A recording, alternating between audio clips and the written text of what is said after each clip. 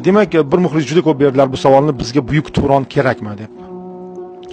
Hikmat aka Abdurahmonovni ko'rsatuviga, fikr yetakchilar ko'rsatuviga borganimda durust jamiyat haqida gapirdim.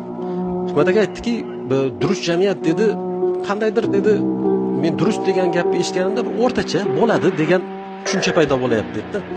Bu men keyinchalik o'ylayapmanki, o'zi asli maqsadim shu edi-ku.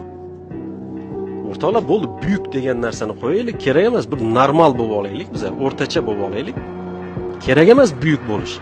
O'zbekiston kelajagi buyuk davlat 91-yil aytilgan gap edi. O'zbekistonning kelajagini buyuk deyish uchun ta'lim buyuk bo'lish kerak. Qani bizda buyuk ta'lim 30 yildan keyin?